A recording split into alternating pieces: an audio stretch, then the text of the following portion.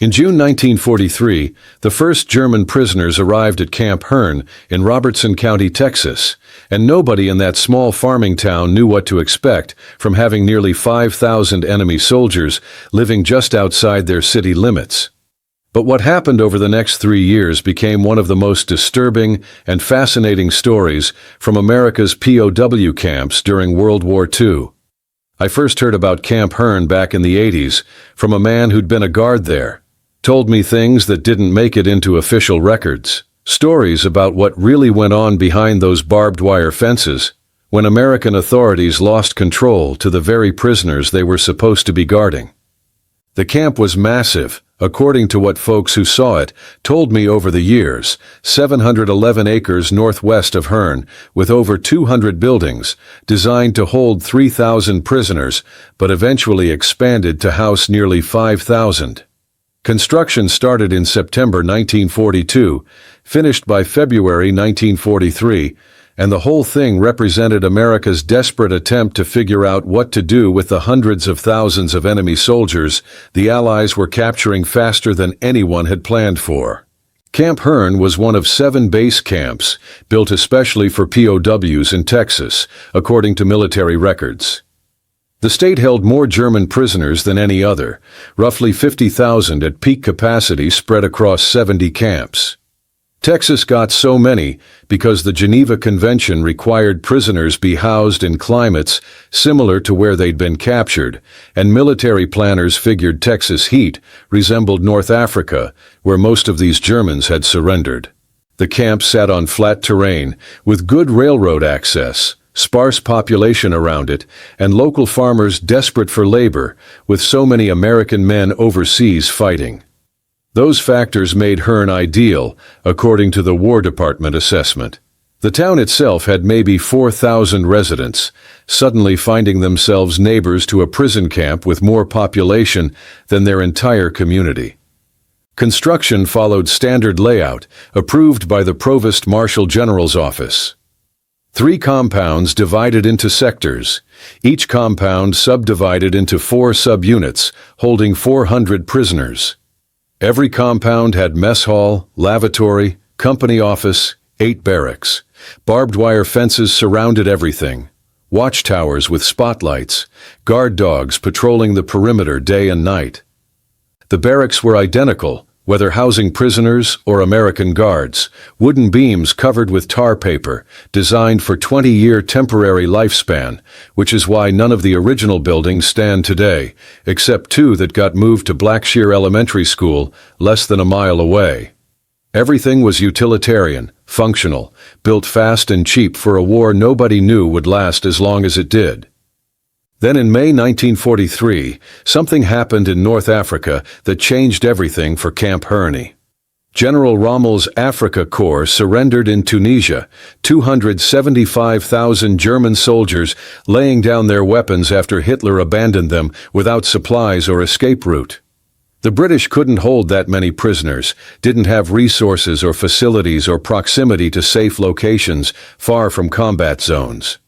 America agreed to take them, ship them across the Atlantic, house them in camps being built throughout the country. The first prisoners arrived at Camp Hearne June 3, 1943, according to official records. They came by train from the East Coast, traveled for days across American landscape that must have shocked them after years of North African desert warfare. These were mostly non-commissioned officers from the Afrika Korps, sergeants and corporals who'd fought under Rommel, men who'd seen brutal combat in Russia before getting transferred to Africa. You won't believe what those first prisoners found when they arrived at Camp Hearne.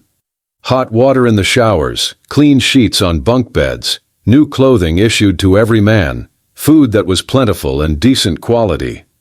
One prisoner named Karl Blumenthal remembered years later being terrified about what would happen to them as enemy POWs in America, then being stunned by the reasonable conditions they encountered.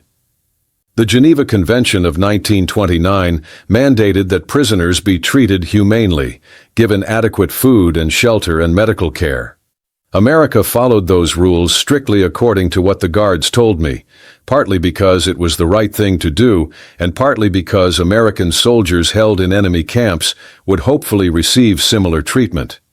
The prisoners at Camp Hearne ate well, had recreational activities, access to education, religious services, male privileges that let them write home twice a month. Life was relatively comfortable for most prisoners, especially compared to what they'd experienced in combat or what awaited them if they'd been sent to Soviet camps. The enlisted men, about 20% of the population, had to work according to Geneva Convention rules.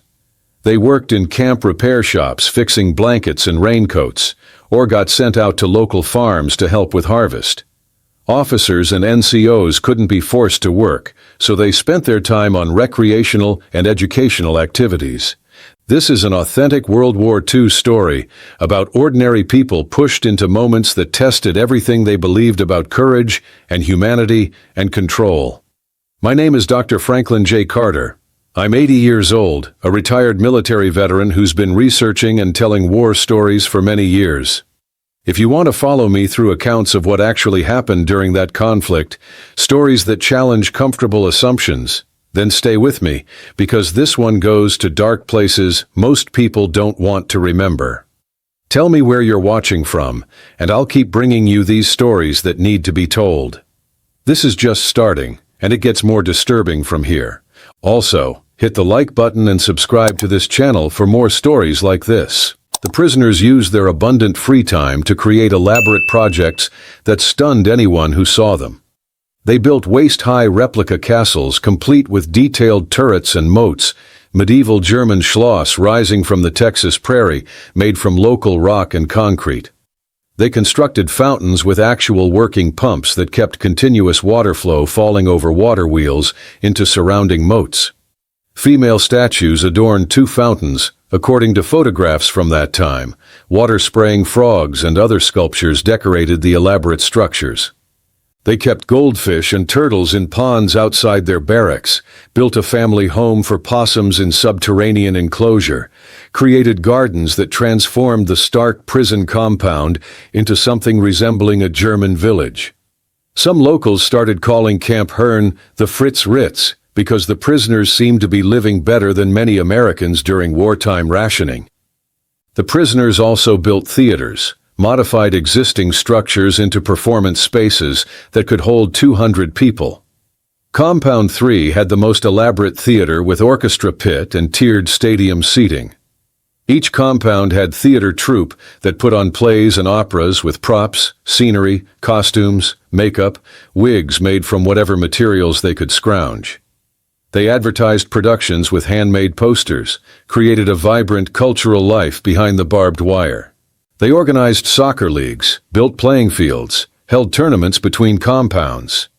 They had tennis courts, offered educational courses, established lending library, published camp newspaper.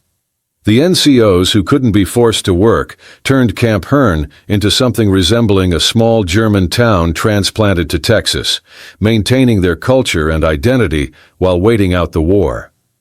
Local residents had mixed feelings about the camp, according to folks I talked to who remembered that time.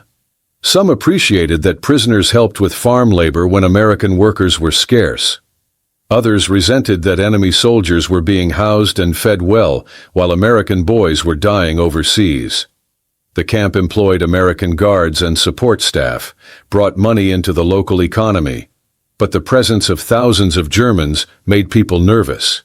Then something unexpected started happening beneath the surface that would reveal how dangerous the camp actually was. Not all the prisoners at Camp Hearne were the same kind of German soldier. Most were regular Wehrmacht conscripts who'd fought because their government ordered them to, men who weren't particularly devoted to Nazi ideology.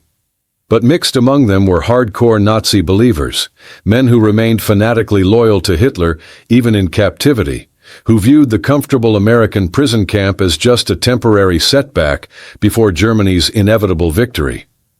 The Nazis were outnumbered, but they had rank and discipline and willingness to use violence. According to the Geneva Convention, prison camps were supposed to be self-governed by the prisoners themselves, with American authorities providing security and basic oversight. That meant the Germans ran their own internal affairs, elected their own leaders, maintained their own discipline system. The Nazi hardcore quickly figured out how to exploit that arrangement. They used intimidation and fear to take control behind the wire, established secret disciplinary system that punished any prisoner who showed friendliness toward Americans or expressed doubts about Germany winning the war. They published underground newsletter called Die Mahnung, which means the admonition, that spread propaganda and threatened prisoners who weren't loyal enough to the Reich. They held secret courts that tried prisoners for disloyalty, sentenced men to beatings or worse for crimes like speaking English too well or writing letters home that criticized Hitler. American guards had no idea this shadow government existed, thought the camp was running smoothly when actually a reign of terror was happening right under their noses. The Nazis also built secret shortwave radios hidden beneath barracks that received news from Germany every day. They knew what was happening on the Eastern Front and in Italy, knew about Allied bombing campaigns, knew Germany was losing, even though they refused to accept it. They used that information to maintain control, kept other prisoners from getting accurate news, spread lies about German victories. But then, in 1944, something happened that gave the Nazi hardcore even more power and created the worst security breach in the entire American POW system. Camp Hearne became the central POW post office in March 1944, responsible for receiving and distributing all mail sent to German prisoners throughout the United States. The Army thought centralized mail handling would be more efficient, easier to censor and manage. They didn't realize they were handing the Nazi prisoners an intelligence operation beyond anything they could have dreamed of. 800 NCOs, who had previously refused any work, suddenly volunteered to work in the postal unit. The American officers running the post office were thrilled, thought they'd finally convince the Germans to cooperate. They had no idea those volunteers were Nazi operatives on a mission. The German postal workers studied markings on letters and packages, obtained rosters of every POW camp across America, learned which prisoners were housed where. They steamed open letters that had already passed American censorship, inserted coded messages, resealed them. They compiled lists of anti-Nazi prisoners who'd been transferred to different camps for their own protection, shared those lists with Nazi operatives at other camps. They censored mail from prisoners who criticized Hitler, destroyed letters that might undermine morale, added propaganda to outgoing mail that made it seem like Germany was winning. They tracked families in Germany, used threats against loved ones back home to control prisoner behavior in America. The whole operation was sophisticated and ruthless, and completely invisible to American authorities who thought they were just running an efficient post office. The spy network operated successfully from March 1944 until July 1945, when somebody finally figured out what was happening and the postal unit got transferred to another camp. By then the damage was done. The Nazis had compiled comprehensive intelligence on every German POW in America and established communication networks that would prove deadly. But the worst thing the Nazis did at Camp Hearne happened much earlier, just 6 months after the first prisoners arrived, and it showed exactly how much control they'd seized behind the wire. December 17, 1943, a 25-year-old German corporal named Hugo Kraus was beaten to death in his barracks, while dozens of other prisoners lay in their bunks pretending to sleep, too terrified to help him or even cry out for guards. Hugo Kraus was different from most prisoners at Camp Hearne, according to what guards and other prisoners told investigators later. He'd been born in Germany, but immigrated to New York City with his family when he was 9 years old, grew up American, spoke perfect English. He'd returned to Germany as a young adult in 1939, got conscripted into the Wehrmacht, fought in Russia before getting transferred to Africa, where he was captured in Tunisia. When he arrived at Camp Hearne, the American authorities made him an interpreter because of his language skills. He worked with guards, helped translate orders and communications, straddled the line between German prisoner and American staff. That alone made him suspicious to the Nazi hardcore, made them question his loyalty, wonder if he'd become too Americanized during his years in New York. But then Hugo made mistakes that sealed his fate. He listened to American radio broadcasts in front of other prisoners, expressed doubts that Germany would win the war, and openly criticized Hitler and the Third Reich. He reported clandestine Nazi activities to American guards, told authorities about the underground newsletter and secret disciplinary system. The Nazis decided he was a traitor who needed to be eliminated. Shortly after lights out on December 17, 1943, 6 to 10 German prisoners entered Hugo's barracks carrying clubs, boards studded with nails, and a lead pipe according to the evidence collected later. They surrounded his bunk while he slept and began beating him savagely, fracturing his skull, breaking both arms, causing massive internal injuries and lacerations across his entire body. The attack lasted several minutes, and nobody in the barracks did anything to stop it. 40 other prisoners lay in their bunks listening to Hugo being beaten to death, hearing his screams and pleas for help, understanding that helping him would mark them as traitors too. The fear the Nazis had cultivated was so complete that grown men trained as soldiers couldn't bring themselves to intervene while their comrade was being murdered 10 feet away from them. The attackers left Hugo bleeding and broken on his bunk, disappeared back into the camp before American guards even knew something had happened. Hugo lived for 6 more days, never regained consciousness, died on December 23, 1943 from his injuries. The American authorities knew it was murder, but getting anyone to talk was nearly impossible. The wall of silence absolute, the fear palpable. The investigation dragged on for years, nobody willing to testify, the Nazi control so complete that even after Germany surrendered, prisoners refused to identify the killers. Then, in 1946, just before Camp Hearne closed, something remarkable happened. One of the attackers, named Gunther Meisel, broke down and confessed out of remorse, told investigators everything about the murder and who else was involved. Meisel and 6 others were convicted of premeditated murder and sentenced to death according to military court records. President Truman later commuted their sentences to life imprisonment. Then, in 1949, Truman paroled all of them, and they got sent back to Germany, served less than 6 years for beating Hugo Kraus to death. Hugo's murder wasn't unique. Similar incidents happened at POW camps across America, according to what historians documented later. The Nazis wielded power through violence and intimidation everywhere they were held, killed at least 5 prisoners in American camps for being insufficiently loyal to Hitler. American authorities never figured out how to stop it. The self-governance system mandated by Geneva Convention made it nearly impossible to prevent prisoner-on-prisoner violence. The greatest threat to POW safety came from other POWs rather than from American guards or harsh conditions. Thousands of miles from European battlefields and concentration camps, Nazi power persisted behind American barbed wire, terrorizing prisoners who just wanted the war to end and to go home.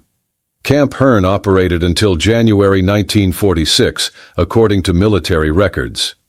A few hundred Japanese prisoners arrived in summer 1945 shortly before Japan surrendered, but the camp was primarily a German facility throughout its existence.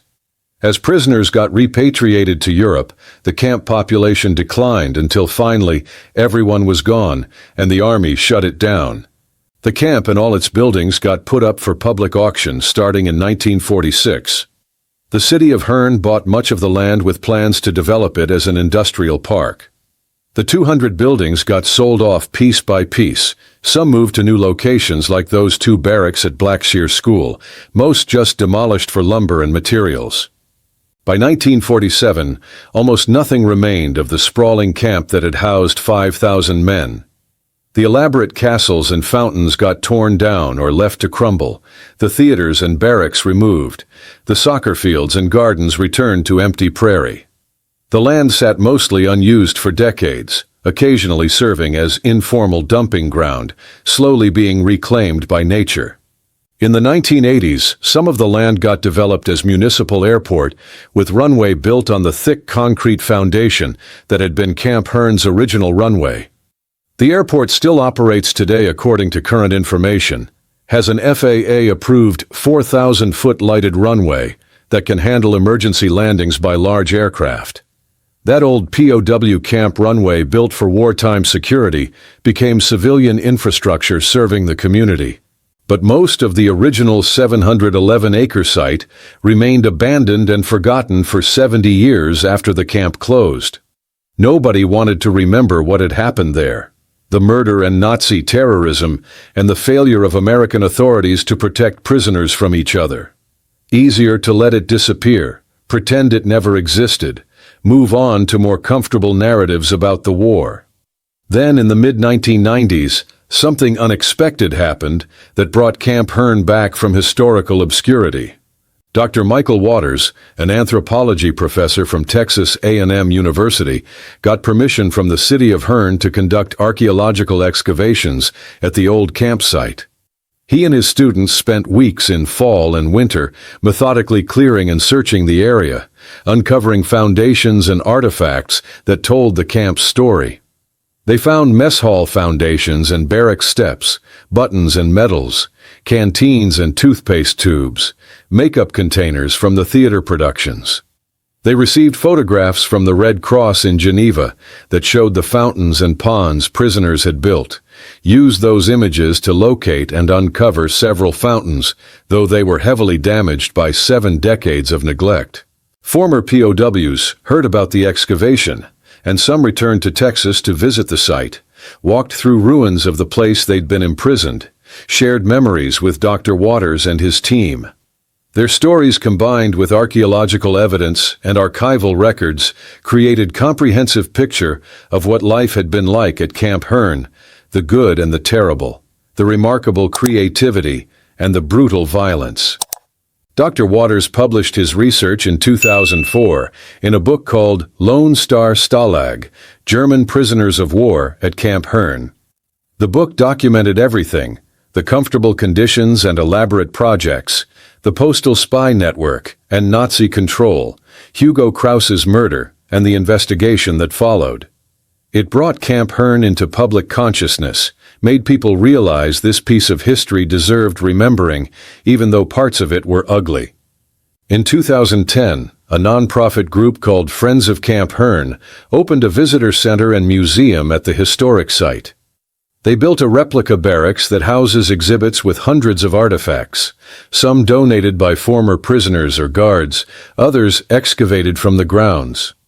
They created walking trails through the ruins where visitors can see building foundations, remains of the elaborate theater in Compound 3, fragments of the fountains and gardens prisoners built. The site is open Wednesday through Saturday, 11 to 4, free admission though donations are welcome. They hold special events including an annual ghost walk in December near the anniversary of Hugo Kraus's murder. Visitors walking through darkness to the spot where he was beaten, learning his story and the larger tragedy of Nazi control in American POW camps. If you're surprised by this story, if it made you think about things you hadn't considered about that war and what happened on the home front, then this history matters and deserves to be shared.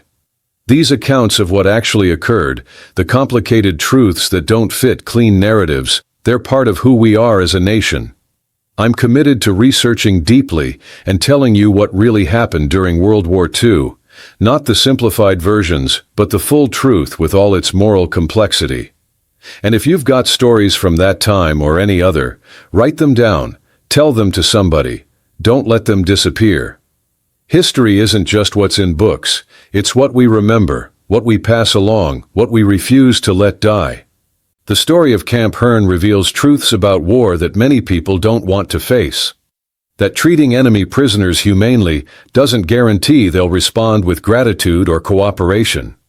That ideology can persist even in captivity, that true believers will maintain their faith and enforce their control regardless of circumstances.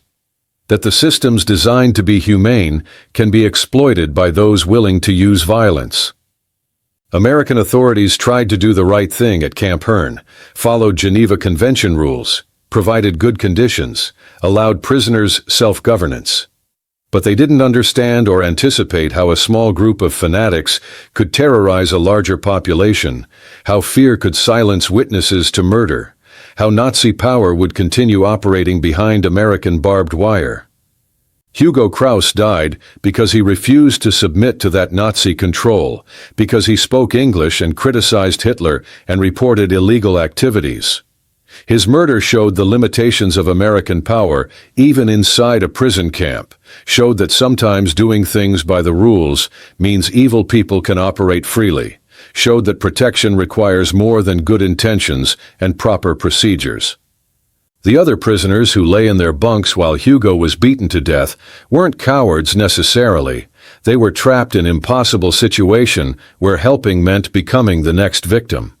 The American guards who failed to prevent the murder weren't incompetent necessarily. They just didn't understand the shadow world operating inside the camp until it was too late. These were ordinary people caught in circumstances that revealed how fragile civilization is, how quickly fear can paralyze good people, how hard it is to stop violence when you don't even know it's happening. The camp's transformation from prison to airport and museum represents America's complicated relationship with that history. We want to remember the war as clear-cut conflict between good and evil, American righteousness prevailing over Nazi barbarism. Camp Hearne complicates that narrative by showing American failure, showing how even in our own country we couldn't fully control the enemy, showing that doing the right thing sometimes isn't enough. But the story also shows American openness to examining difficult history, willingness to excavate and document and preserve evidence of our failures along with our successes. The museum at Camp Hearne doesn't hide Hugo Kraus's murder or the postal spy network or the Nazi terrorism. It presents the full complicated truth, lets visitors grapple with moral complexities, trusts people to understand that history is rarely simple. The elaborate castles and fountains prisoners built represented their creativity and humanity, their need to create beauty and meaning even in captivity. The underground newsletter and secret courts represented their capacity for cruelty and fanaticism, their willingness to destroy anyone who threatened their ideology. Both aspects were real, both deserve remembering, both tell important truths about human nature under pressure. The prisoners who returned to Camp Hearne decades later came back to remember complicated years of their lives, when they were young men far from home living in enemy country, caught between Nazi threats and American authority, watching their nation lose a war they'd been told was righteous. Some found peace making those pilgrimages. Some brought families to show them where they'd spent years as prisoners. Some just wanted to see if anything remained of that strange time. The two barracks still standing at Blackshear School represent the camp's physical legacy, buildings that once housed enemy soldiers, now educating American children, transformation from imprisonment to learning. The airport runway represents practical repurposing, taking infrastructure built for military necessity and making it serve civilian needs. The museum represents our commitment to preserving difficult history, ensuring that stories like Hugo Kraus's don't disappear just because they're uncomfortable. Camp Hearne matters because it shows that war doesn't create simple categories of good and evil, even when one side is clearly more evil than the other. Shows that American prisoners were capable of creating beauty and civilization while also perpetrating murder and terrorism. Shows that following rules and treating people humanely doesn't guarantee security or justice. Shows that understanding history requires grappling with complexity rather than settling for comfortable simplifications. The story matters because Hugo Kraus matters, a young man who died for refusing to submit to Nazi control, even though he was already a prisoner and Germany was already losing. His death wasn't heroic in the traditional sense, didn't contribute to military victory, didn't save American lives. but his refusal to bend to intimidation, his willingness to speak truth even when it put him in danger, his basic human decency in standing up to evil, those things have meaning that transcends the particular circumstances of wartime prison camp. The story matters because it happened in Texas, in small farming community, on American soil, while Americans were dying overseas fighting the same enemy that was now terrorizing prisoners behind our own barbed wire. Shows that war doesn't stay neatly contained to battlefields, that it comes home in ways people don't expect, that protecting freedom and defeating evil requires constant vigilance, even after you've captured the enemy and put them behind fences. The guards who worked at Camp Hearne carried those experiences rest of their lives, knowledge that prisoners were murdered under their watch, that Nazi power operated right in front of them without them understanding what was happening. Some felt guilty about failing to protect Hugo, and others, some rationalized that they'd done their jobs according to regulations and couldn't be blamed for prisoner violence. All of them knew they'd witnessed something that challenged their assumptions about control and authority, and what it means to be responsible for other human beings. The town of Hearne lived for 3 years next to that massive camp, coexisting with 5,000 enemy soldiers, watching the elaborate construction projects rise behind the wire, wondering what was really happening inside those compounds. After the camp closed, most people were glad to see it go. Wanted to forget about that strange period when German prisoners outnumbered local citizens, when their quiet farming community became site of international intrigue and murder. But forgetting history doesn't erase it, and eventually the past demands recognition, even when it's uncomfortable. That's why the museum exists, why Dr. Waters did his research, why former prisoners returned for visits, why the annual Ghost Walk happens each December. Because Hugo Kraus's story deserves telling, because the complexity of that camp needs preserving, because understanding what really happened helps us understand ourselves. The transformation from forgotten field to historic site took 70 years, required dedicated people willing to dig through literal and figurative ruins to piece together what happened. Required former enemies coming together to share memories, required local community acknowledging this difficult piece of their history, required accepting that sometimes American institutions failed and people died, and the good guys didn't prevent every tragedy. That acceptance is important, that honesty about our failures alongside our victories, that willingness to preserve uncomfortable truths. Because the story of Camp Hearne is an American story, happened on our soil during our war with our prisoners in our system. Claiming it, studying it, remembering it, that's how we honor Hugo Kraus and understand the real costs of war beyond battlefield casualties. Today the ruins of Camp Hearne sit quietly in Robertson County, Texas, foundation stones marking where buildings once stood, fragments of fountains testifying to prisoner creativity, empty spaces where 5,000 men once lived and worked and created and sometimes killed each other. The museum preserves their stories, the excavations uncovered their artifacts, the historical record documents what happened in that place over those 3 years. And if you visit there, if you walk those grounds and see the exhibits and hear the stories, you'll understand something important about war and humanity and the distance between civilization and barbarism. About how quickly control can slip away and how hard it is to protect people even when you're trying. About the persistence of evil even in captivity and the importance of resistance even when it seems futile. The archaeological work Dr. Waters conducted revealed layer upon layer of complexity about life at Camp Hearne that official records never captured. The artifacts told stories that documents couldn't, buttons from German uniforms mixed with items from theatrical productions, toothpaste tubes and canteen fragments showing daily routines, the elaborate fountain structures testifying to months of patient creative work. One particularly striking artifact was a hexagonal wooden box, intricately carved and inlaid by a German prisoner, kept for decades by an American guard who'd served at the camp.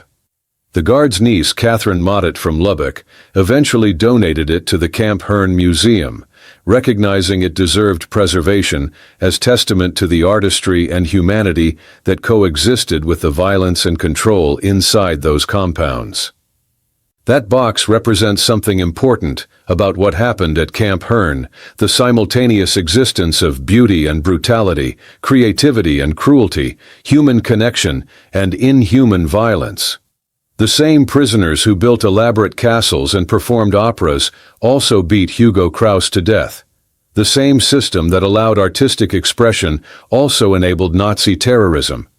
The same guards who treated prisoners decently also failed to prevent murder happening under their supervision. Understanding that contradiction is essential to understanding war and what it does to people. War doesn't create populations of pure heroes or pure villains. It creates complicated situations where ordinary people make choices ranging from admirable to horrific, where systems designed to be humane get exploited by those willing to be brutal, where good intentions collide with harsh realities, producing outcomes nobody intended. The prisoners who witnessed Hugo's murder and did nothing weren't necessarily bad people. They were terrified people trapped in system where intervening meant becoming the next victim. The Nazi hardcore who enforced discipline through violence weren't cartoon villains. They were true believers willing to do terrible things for ideology they thought was righteous. The American guards who failed to stop it weren't incompetent. They just faced problems they didn't know how to solve. One former prisoner named Heino Eriksson, who was sleeping in the barracks when Hugo got beaten later, wrote a book about his experiences called The Reluctant Warrior. He described being conscripted into Hitler's Jungvolk as a boy, fighting in Africa with the 22nd Panzer Grenadiers, getting captured and sent to Camp Hearne, living through that terrifying night when Nazi enforcers murdered Hugo while everyone pretended to sleep. Eriksson returned to Texas in 1953, became an American citizen in 1958, spent the rest of his life trying to make sense of what he'd witnessed and participated in during those years. His story represents the complicated humanity of the men imprisoned at Camp Hearne, young soldiers caught up in events beyond their control, making choices between impossible options, carrying memories that would haunt them forever. The postal spy network the Nazis operated represented the camp's most significant security breach, according to historians who studied the American POW system. The fact that 800 prisoners could work for over a year handling all German POW mail in America while conducting intelligence operations without American authorities detecting it showed fundamental failures in security and oversight. The Nazi operatives steamed open already censored letters, inserted coded messages, compiled rosters of every German prisoner across the country, tracked anti-Nazi prisoners who'd been transferred for protection, threatened families in Germany to control prisoner behavior in America. They turned the postal system into a weapon for maintaining Nazi control across the entire American POW network. When authorities finally discovered the operation in July 1945, they shut down the Camp Hearne postal unit, transferred mail handling elsewhere, investigated how it had happened. But by then the damage was done. The Nazis had obtained comprehensive intelligence and established communication networks that persisted until Germany's final surrender made further resistance pointless. The investigation revealed that American supervisors had been trusting and naive, hadn't suspected that volunteers who seemed helpful were actually conducting espionage, hadn't implemented security measures that would have detected the operation earlier. The prisoners had exploited American good faith, used the freedoms granted under Geneva Convention to operate spy network that tracked and terrorized fellow prisoners across America. That exploitation of good intentions is part of why Camp Hearne's story matters. It shows that treating people humanely doesn't guarantee they'll respond in kind, that following rules isn't always enough to ensure security, that trust can be weaponized by those determined to do harm. These aren't arguments against humane treatment or following international law, but their recognition that good intentions face real challenges when dealing with ideological fanatics. The escape attempts from Camp Hearne were less dramatic than the postal operation, but revealed similar exploitation of American procedures. Several prisoners tried to escape over the 3 years. All got caught relatively quickly. None got far enough to pose serious security threat. One prisoner jumped off a truck being transported to another location, got found days later heading vaguely toward New York with no realistic plan. Another walked away from work detail, got caught at a local bar drinking beer before anyone even noticed he was gone. The escape attempts weren't serious military operations, more like desperate gestures by men who couldn't accept captivity or romantic adventures by prisoners who wanted excitement. Texas was too far inland, too vast, too far from any possible refuge for successful escape. The prisoners knew that, but some tried anyway, driven by impulse or ideology, or just the need to do something active rather than passively wait for war's end. One prisoner at Camp Hearne committed suicide by jumping in front of a train after receiving bad news from home, couldn't bear the combination of captivity and knowledge that his family had suffered. That tragedy represented the psychological toll of imprisonment, the helplessness of being so far from home while your nation was being destroyed, the guilt many prisoners felt about being safe and fed while their families starved and died under Allied bombing. The mental health challenges at Camp Hearne never got adequate attention, according to later analysis. The camp had medical facilities and doctors, but psychiatric care was minimal. Understanding of combat trauma limited, support for prisoners struggling with depression or anxiety almost non-existent. Most prisoners coped through the activities and social structures they created, but some, like the suicide victim, couldn't find ways to manage their pain. The local community's relationship with Camp Hearne evolved over the 3 years of operation. Initial nervousness about having thousands of enemy soldiers nearby gradually eased as people realized the prisoners weren't dangerous to civilians.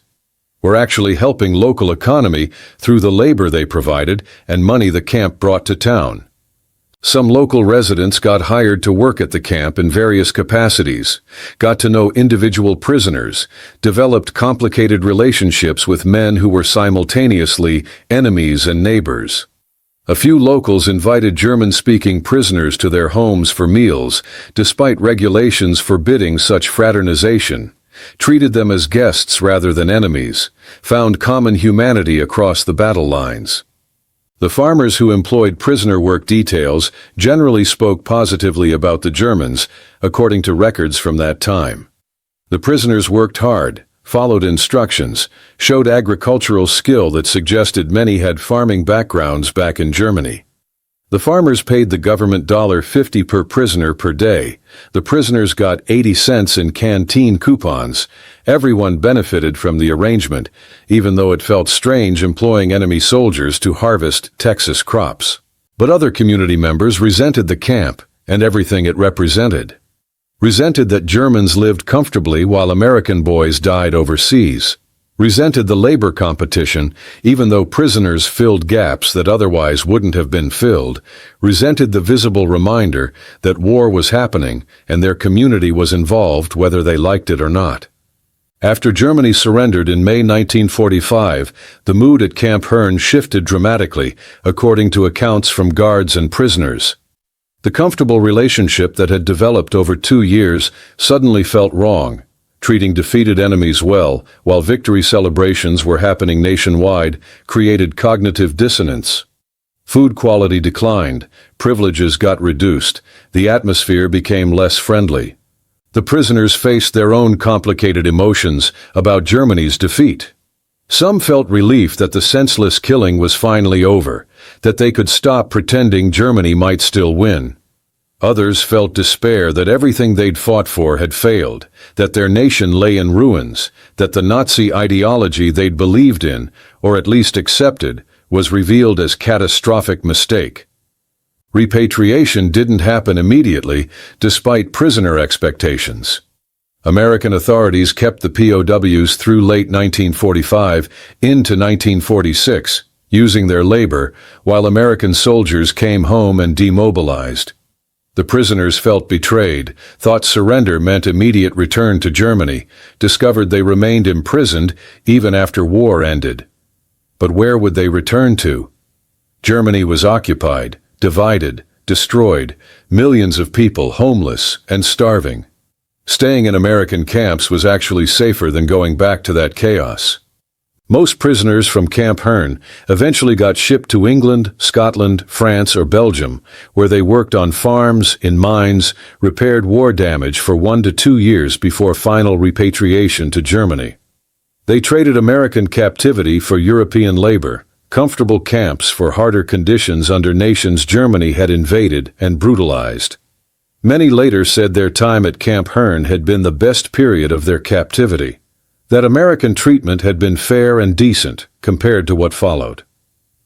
By January 1946, all the German prisoners were gone from Camp Hearne, the last Japanese prisoners who'd arrived briefly in summer 1945 also repatriated. The camp stood empty, its purpose fulfilled, its massive infrastructure suddenly obsolete. The Army closed it officially, declared the buildings and land surplus, began the process of liquidating assets and moving on. The public auction of Camp Hearne's 200 buildings attracted bargain hunters from across the region.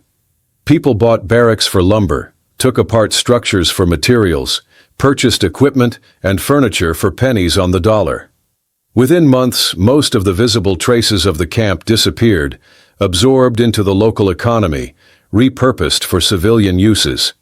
The city of Hearne bought land with grand plans for industrial park that would bring jobs and prosperity, transforming prison camp into economic asset. But those plans largely failed. The land sat mostly empty for decades. Nobody quite knew what to do with 700 acres of former POW camp. The industrial park vision remained mostly that, a vision that never fully materialized. The airport development was more successful. That runway built on the old military foundation served the community well, still operates today connecting Hearne to larger world. The 2 barracks moved to Blackshear School found useful purpose housing classrooms, connecting local children to piece of history most of them didn't understand or think about. But mostly the camp was forgotten, became empty field where teenagers might park, or people might dump trash, place that locals drove past without thinking much about what had happened there. The elaborate fountains and castles prisoners built crumbled and got buried under vegetation. The theater ruins disappeared into overgrowth. The history sank beneath the surface. That forgetting was probably necessary for a while. The community needed to move on. Prisoners needed to rebuild their lives. The war needed to fade into past so everyone could focus on present and future. But forgetting also meant losing important lessons, letting difficult truths disappear because they were uncomfortable, abandoning responsibility to understand what had actually happened. Dr. Waters' archaeological work in the 1990s represented a return to that history, a recognition that the past deserved examination even decades later.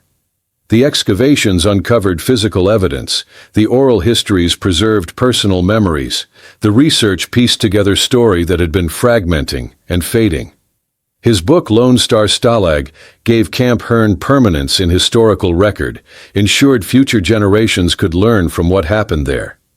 The museum that opened in 2010 made that history accessible, created space where people could encounter the complexity of Camp Hearne, see artifacts and read accounts and grapple with moral questions the camp raised.